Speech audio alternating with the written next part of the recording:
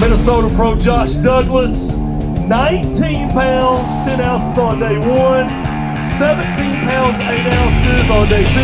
A 5-bass limit for Josh Douglas, worth 14 pounds, 2 ounces, moves you to second. You'll fish on Championship Sunday.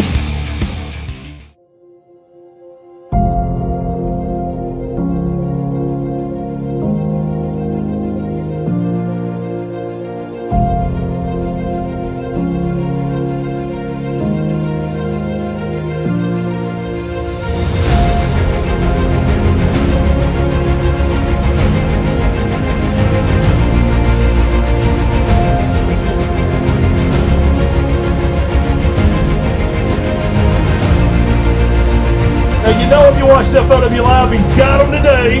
Pull out 4 or 5 if you got them. A 5-bass limit from Minnesota's Josh Douglas.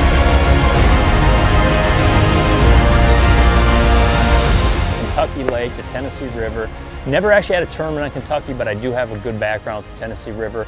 I knew I needed a big event and had it. Finished 3rd place, super excited to say that. It's my best performance so far. In my 2nd year now fishing the FLW tournament.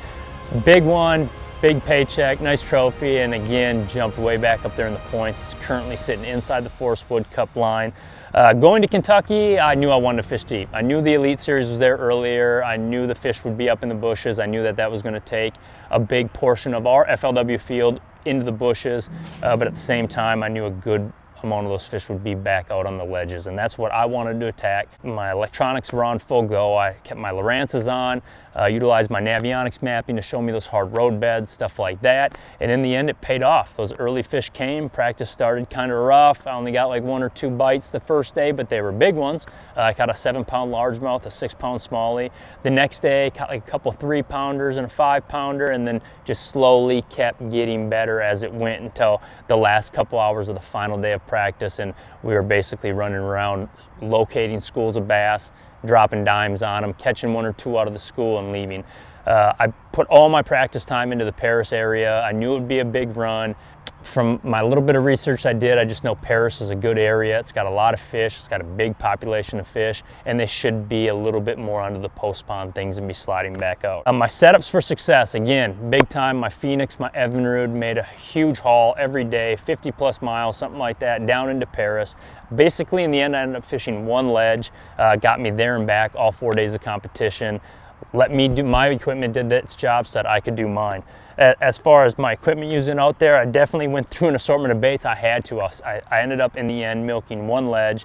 After first couple spots, nothing accumulating. I showed up on my ledge early on the first day of the tournament and caught 16 pounds in about 6 casts. I did have some competition on that ledge. It was a popular area, but in the end, a lot of respect was paid towards me. People kind of left me alone in my little 25-yard stretch that I was fishing. But again, I had to go through the baits to keep the fish biting. When you're going to camp on a place and need it for 4 days of competition, especially at a powerhouse fishery like Kentucky, you got to definitely show the fish different baits and maybe baits that they haven't seen all the time. I caught easily 50% of my bass in the end through all 4 days of competition on the drop shot. I was using a 7.3, it's a medium action NRX, G Loomis NRX rod. Shimano Accents 4000. I'm using 10-pound Power Pro Super Slick line and a 10-pound Seeger and Vizix leader. Robo worm in the end was my best bait. I tried different ones. I could get bit on some, but in the end, they just wanted the robo worm, and I kept making calls on it, so I kept putting them on. The biggest key in this setup, outside of the 6 cents, this Woo tungsten weight. I was using a 3/8 ounce Woo tungsten. It was key because my drop shot fish weren't coming up on top with the active fish. There was like a little secondary kick out, something about that road bed and the way the current hit it, set up for a place where these fish were coming to me and they were staging there.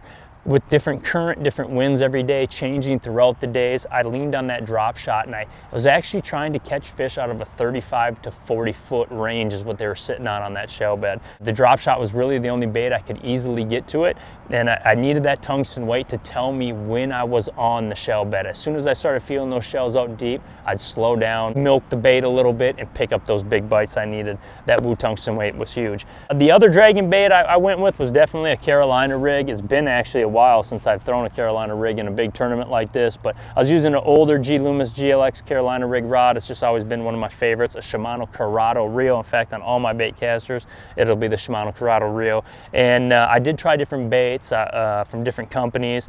In the end, I caught fish on different baits throughout the entire tournament, but on the final day, I weighed my biggest on this Biospawn. This is their craw bait, the Vile Craw, awesome bait, got great action. And I needed a little action because when I was throwing it, they weren't really pulling all that much water. So just a little bit of action in that bait, something that whatever current was there, gave it a little bit, I could drag it real slow and just pick up those big bites. My meat and potatoes through the event was basically 2 different swim baits, which I did polar opposite things with. Both of them, I'm using the brand new Shimano X Pride 7.7 heavy swim bait rod. This is the cat's meow when it comes to swim bait rods. I'm absolutely infatuated with this rod. I can do an array of things with it, but it's got a lot of backbone. It's very sensitive, casts a mile, and it really bows those fish up. Parabolic action and keeps them pegged. Largely I was throwing a Shadowlicious swim bait on an outcast tackle. This is a prototype Goldeneye swimmer head. I've helped design this bait. It's been out for a while. We have it in all different sizes, but this is the 1 ounce. I was playing around with the 3/4 ounce and 1 ounce. Eventually, I lost my 3/4 prototypes, had to switch up to a different one. But the 1 ounce was great because I could actually stroke this bait and initiate that first bite that I needed from those fish in that fast fall of that 1 ounce. Best yet about this particular setup that I like the most is the hook. I always use a Gamakatsu hook in this head, and in this case it was perfect because with the parabolic rod and the straight 15-pound Seeger and Vizix fluorocarbon line allowed this bait to get down fast, have an erratic action, and at the same time when the fish bit, the gauge of this hook wasn't too thick. It wasn't ripping my swim bait every time I was casting them, and it was pegging those fish good, and I was landing them. 95% of the fish that bit this swim bait, I got them in the boat. My other big swim bait I was throwing, I was doing the total opposite thing with. When I didn't have a ton of current, I was taught when fishing the Tennessee River, you throw big baits, and I was throwing a 316 lure company line through. This is a Rising Sun. Again, I was throwing it on the Shimano X Pride, Shimano Corrado K Reel, straight 15-pound fluorocarbon.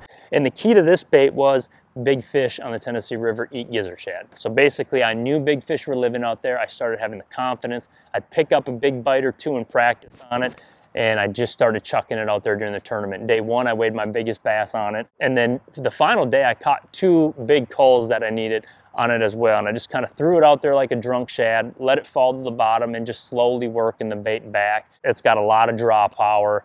I know it, big fish want to get behind it. I've seen it enough times up shallow, big fish get behind it, they follow it, and then I just get erratic. Pretended like a big bass was following it. I'd kill it, I'd jerk it, something to initiate a strike.